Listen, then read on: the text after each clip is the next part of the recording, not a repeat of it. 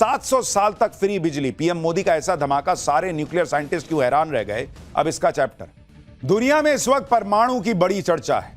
कहीं परमाणु बम तो नहीं गिर जाएगा, कहीं परमाणु युद्ध तो नहीं हो जाएगा, न्यूक्लियर बम कहां है, क्या है, नहीं है, परमाणु संवर्धन तो नहीं कर रहा ईरान। इस तरह की बहुत सारी हेडलाइंस, चर्चाएं आपने सुनी होंगी। अमेरिका ने ईरान पर अटैक का एक बहाना यह भी बनाया था कि ईरान यूरेनियम का एनरिचमेंट करके एटम बम बनाने लगा है। लेकिन जिस वक्त दुनिया परमाणु से बनने वाले बम की बातें कर रही, उसी वक्त भारत ने परमाणु से बनने वाली बिजली के मामले में क्या गजब काम कर दिया, वो आज आपको दिखाने जा रहा हूं। भारत ने प्रोटोटाइप फास्ट ब्रीडर रिएक्टर यानी PFBR में क्रिटिकलिटी हासिल कर ली। अब आप कहेंगे ये क्या बला है बॉस? अरे बताऊंगा अभी सब कायदे से। तमिलनाडु के कलपक्कम रिएक्टर में यह कमाल हुआ है। यह रिएक्टर क्रिटिकलिटी स्टेज पर पहुंच गया है, जिसका मतलब क्या है वो आपको पहले समझना चाहिए। यह स्वदेशी 500 मेगावाट का रिएक्टर है, जो जितना ईंधन इस्तेमाल करता है उससे अधिक ईंधन पैदा करने में सक्षम है। यानी भारत के पास ऐसा न्यूक्लियर रिएक्टर हो गया है जिसे जितने फ्यूल की जरूरत होगी उससे ज्यादा फ्यूल वो बना सकता है। समझ रहे हैं बात को? कि मतलब आप जितना उसमें ईंधन डालेंगे उससे ज्यादा एनर्जी वो पैदा करेगा। थर्ड स्टेज में पहुंचने के बाद इस फास्ट ब्रीडर न्यूक्लियर रिएक्टर से भारत को करीब 500 से 700 साल तक मुफ्त बिजली मिल सकेगी। रूस के बाद भारत दुनिया का दूसरा देश बन गया है जिसने फास्ट ब्रीडर तकनीक में महारत हासिल कर ली है। तमिलनाडु के कलपक्कम न्यूक्लियर कॉम्प्लेक्स में भारत ने जो सफलता हासिल की है, एटॉमिक साइंस की भाषा में इसे क्रिटिकलिटी कहते हैं। यह कितनी बड़ी कामयाबी है, इसे आप ऐसे समझिए कि एटॉमिक एनर्जी में क्रिटिकलिटी को हासिल करने के लिए दुनिया के बड़े बड़े देशों ने एड़ी चोटी का जोर लगा दिया था, लेकिन सालों तक नतीजा नहीं निकला तो थक कर हार कर बैठ गए। कई देशों ने प्रोजेक्ट बंद कर दिए, और वो कौन कौन से देश थे इसके बारे में भी आपको आगे बताऊंगा। लेकिन फिलहाल देखिए कि भारत ने इसे हासिल करने की ऐसी जिद पकड़ ली थी कि भारत न थका न हारा, और 40 साल की अथक मेहनत के बाद क्रिटिकलिटी हासिल करके दम लिया। परमाणु विज्ञान की इस बहुत बड़ी सफलता को आसान शब्दों में समझिए कि क्रिटिकलिटी होती क्या और इससे क्या होगा। देखिए, एटॉमिक एनर्जी जो होती है, परमाणु ऊर्जा, उसमें क्रिटिकलिटी के 3 लेवल होते हैं। पहला लेवल जिसे सब क्रिटिकल कहते हैं, इसमें चेन रिएक्शन खुद से नहीं चल पाता, इसे चलाना पड़ता है। यानी आपने उसमें जो है मान लीजिए यूरेनियम डाला, और जो चेन रिएक्शन होता है, मतलब एक के बाद एक चीजें उसमें होती चली जाती हैं, वो बार बार आपको फ्यूल डालने की उसके लिए जरूरत पड़ती है। इसको स्टेज 1 कहते हैं, सब क्रिटिकल। यहां आप इसे समझ लीजिए कि न्यूक्लियर रिएक्टर यूरेनियम से चलते हैं। यूरेनियम फ्यूल की तरह इस्तेमाल किया जाता है, जिसे तोड़कर बिजली पैदा की जाती है। न्यूक्लियर रिएक्टर में यूरेनियम लगातार टूटते रहते हैं और इसी को चेन रिएक्शन कहते हैं, मतलब आया टूटा आया टूटा आया टूटा चलता रहता है, इसी से बिजली बनती है। तो ये सब क्रिटिकल लेवल तो हमने पहले ही अचीव कर लिया था। दूसरा लेवल है क्रिटिकल लेवल, जो अब हमने अचीव किया है। इस लेवल में चेन रिएक्शन खुद से होता रहता है और स्थिर होता है, यानी इसमें बार बार फ्यूल डालने की जरूरत नहीं पड़ती, क्योंकि इस लेवल पर रिएक्टर खुद ही फ्यूल बनाने लगता है। इसी लेवल को हमने अब अचीव करके बहुत बड़ी कामयाबी हासिल की है, जिसके लिए 40 साल भारत ने मेहनत की। और तीसरा लेवल वो होता है सुपर क्रिटिकल, यानी चेन रिएक्शन बहुत तेजी से चलने लगता है। अगर काबू नहीं किया गया तो ये कंट्रोल से बाहर होकर बहुत भयानक भी हो सकता है। भारत ने एटॉमिक एनर्जी में दूसरा लेवल यानी क्रिटिकलिटी का लेवल हासिल कर लिया है।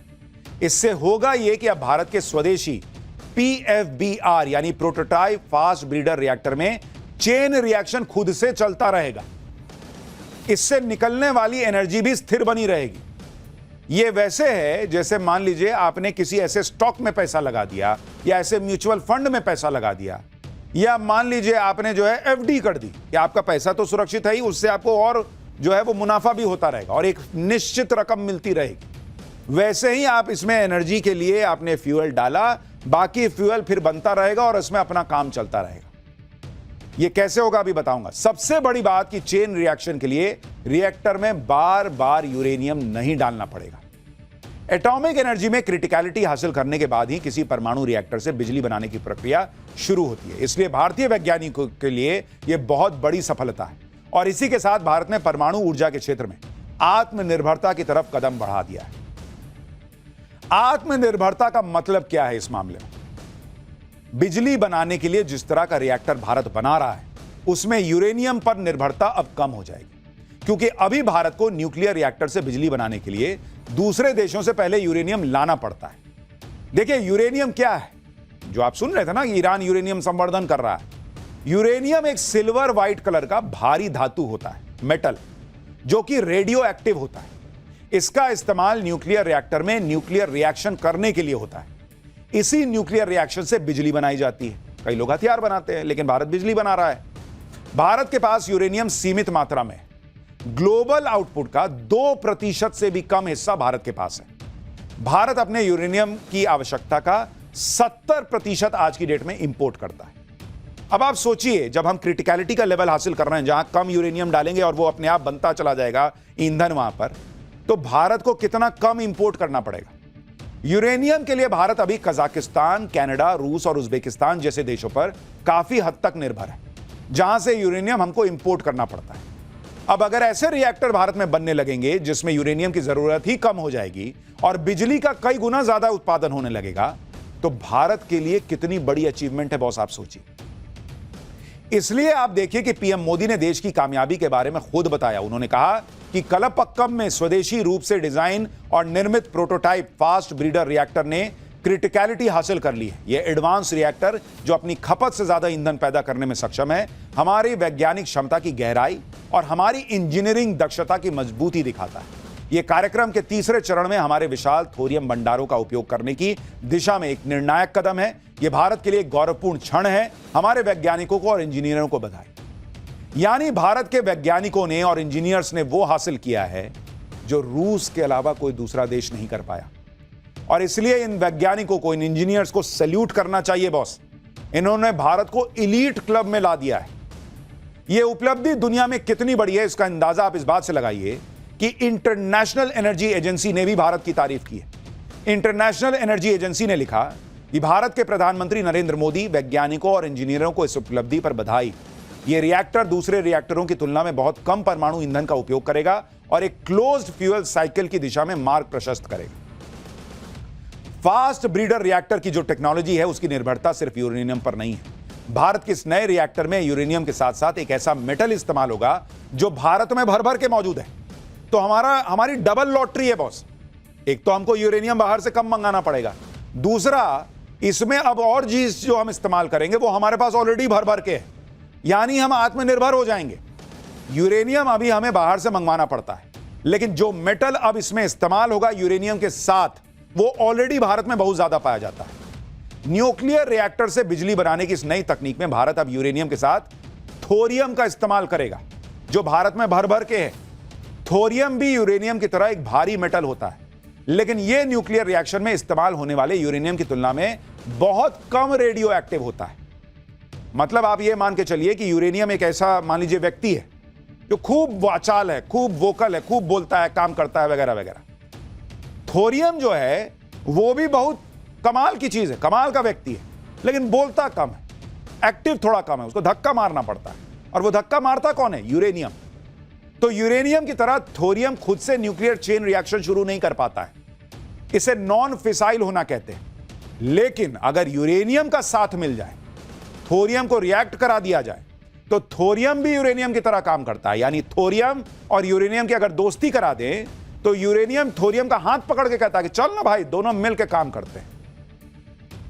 भारत की इस खोज में इसी तकनीक का इस्तेमाल किया गया है। भारत में थोरियम भर भर के, दक्षिण और दक्षिण पूर्वी तटों की रेत में थोरियम बहुत ज्यादा मात्रा में उपलब्ध है। भारत के पास दुनिया के कुल थोरियम के रिजर्व का 25% हिस्सा उपलब्ध है। थोरियम से बिजली बनाने के इस प्रोजेक्ट पर सालों से काम हो रहा है। भारतीय वैज्ञानिकों ने PFBR यानी प्रोटोटाइप फास्ट ब्रीडर रिएक्टर बनाकर डॉक्टर होमी जहांगीर भाभा के उस सपने को पूरा कर दिया जो उन्होंने करीब 70 साल पहले 1950 के दशक में देखा था। भारत के परमाणु वैज्ञानिक डॉक्टर होमी जहांगीर भाभा ने 1954 में सबसे पहले PFBR की थ्योरी दी थी। नवंबर 1954 में भारत के न्यूक्लियर प्रोग्राम को लेकर एक समिट बुलाई गई जिसका नाम था development of atomic energy for peaceful purposes.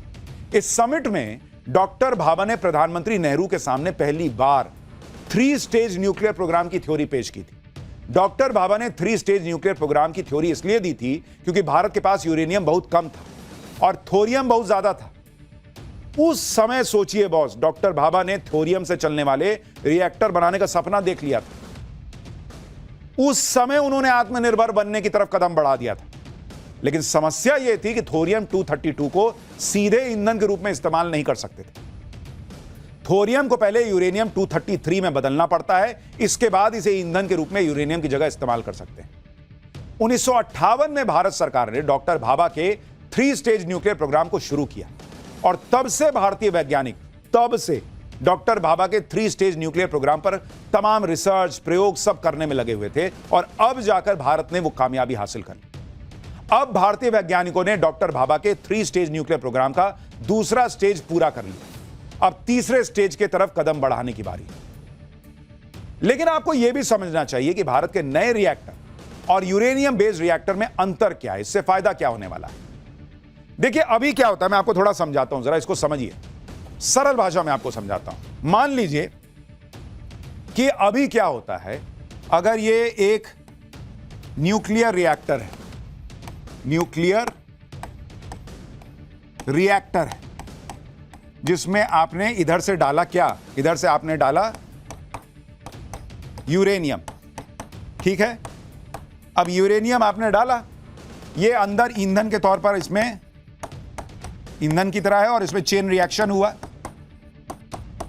Chain reaction होने के बाद क्या निकला, आपका ईंधन निकला, माफ कीजिएगा, ईंधन आपने डाला और यहां से जो आपका निकला वो आपका एनर्जी निकला जो आपने पैदा की, ये निकल गया। तो ये आपका अभी जो भारत कर रहा था वो ये कर रहा था कि यूरेनियम डालता था, यहां पे चेन रिएक्शन होता था और भारत एनर्जी पैदा कर रहा था। लेकिन समस्या ये थी कि यूरेनियम हमारे पास बहुत कम था और इसमें एक समस्या और थी, इसमें एनर्जी के साथ साथ एक चीज और जो निकलती है वो निकलता था न्यूक्लियर वेस्ट।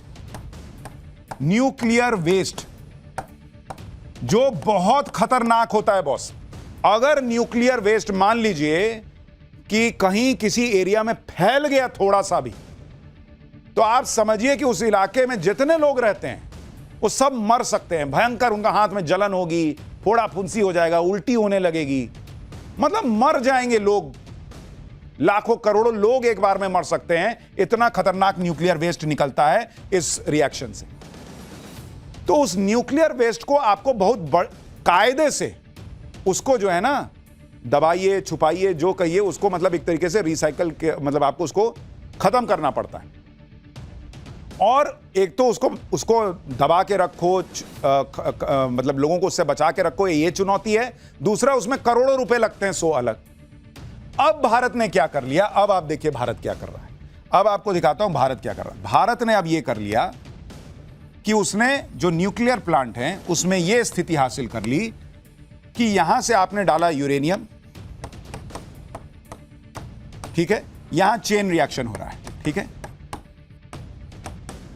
लेकिन अब इसमें आगे की चीज क्या हो गई कि यूरेनियम अंदर गया, चेन रिएक्शन हुआ, एनर्जी तो निकला ही, लेकिन जो वेस्ट निकला, उस वेस्ट में आपने क्या किया कि उस वेस्ट में आपने वेस्ट प्लस थोरियम कर दिया और आपने वेस्ट के साथ जो थोरियम मिला दिया, क्योंकि इस वेस्ट में भी यूरेनियम है, तो वेस्ट प्लस थोरियम, यानी आपने फिर से उस चेन रिएक्शन को कर दिया। इसको बहुत सरल भाषा में अगर समझाने का प्रयास करूं तो जैसे आप गन्ने का रस निकालते हैं, आपने इधर से गन्ना डाला, एक बार उसका रस निकाला, दूसरी बार उसको बीच से तोड़ा, दूसरी बार यहां डाला, फिर तीसरी बार तोड़ा, यहां पे फिर डाला, फिर से चेन रिएक्शन कराया। अब इसमें आपका क्या हिसाब बैठा कि आपकी खुद से वहां पर जो है ना ईंधन बनता चला जा रहा है, आप रिएक्शन करते जा रहे हैं और थोरियम भारत के पास भर भर के है। आपका न्यूक्लियर वेस्ट जो है वो कम होता जा रहा है क्योंकि वो तो बार बार इस्तेमाल होता जा रहा है, आपका खर्चा कम होता जा रहा है और आप इस पूरे चेन रिएक्शन में जो ऐसे चल रहा है उसमें आप अत्यधिक बिजली उत्पन्न कर रहे हैं, अपना खर्चा बचा रहे हैं, आत्मनिर्भर हो रहे हैं। और ये काम जो स्क्रीन पर देखने पे गन्ने का जूस निकालने के उदाहरण के साथ बड़ा सिंपल लग रहा है, वो इतना मुश्किल है कि 40 साल भारत को लग गए और रूस के अलावा कोई दूसरा देश आज तक कर नहीं पाया था, जो अब भारत ने किया। समझ गए ये कितनी कमाल की चीज है। भारत के इस नए रिएक्टर में 3 चरण होंगे। तीनों चरण को पूरा होने पर हम अपने यूरेनियम का इस्तेमाल एक ही रिएक्टर के अंदर लगातार कर पाएंगे। और तो और जितना यूरेनियम हम लाएंगे उससे भी ज्यादा यूरेनियम की एनर्जी हमें मिलने लगेगी। मतलब आप जो देख रहे हैं उसमें भारत जो है वो लगातार एनर्जी बनाता चला जाएगा, जो अभी मैं आपको स्क्रीन पर बता रहा था। तो ये भारत के लिए बहुत बड़ी खबर है। आप भी सोच रहे होंगे कि थोरियम यूरेनियम को कैसे रिप्लेस कर देगा, यूरेनियम की तरह ही कैसे काम करने लगेगा, भारत की यूरेनियम पर निर्भरता कैसे खत्म हो जाएगी।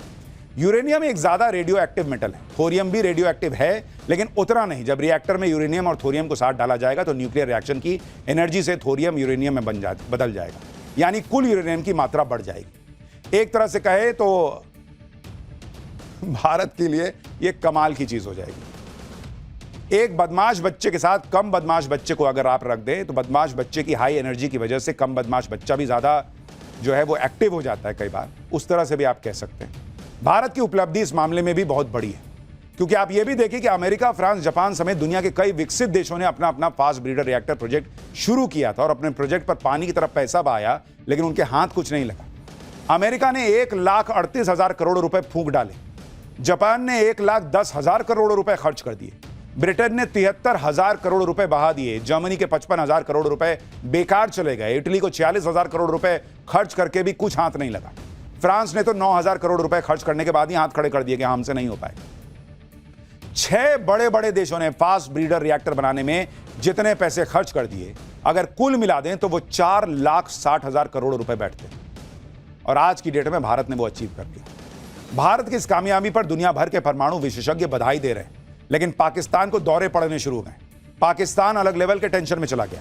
पाकिस्तान के परमाणु सलाहकार जाहिर काज़मी ने सोशल मीडिया पर एक पोस्ट किया कि इस रिएक्टर की सफलता से भारत को बड़ी मात्रा में हथियार ग्रेड प्लूटोनियम का उत्पादन करने में मदद मिलेगी। भारत इस तकनीक से हर साल लगभग 300 प्लूटोनियम परमाणु बम बना सकता है। ये भाई अलग ही हैं। अरे भाई तुम बम खेलते रहो, हम अपना देश आगे ले जाने में लगे हुए। पाकिस्तान जैसे आतंकी देश को बम के अलावा क्या ही सूझेगा। लेकिन भारत की इस कामयाबी पर आज हर भारतीय को गर्व करना चाहिए।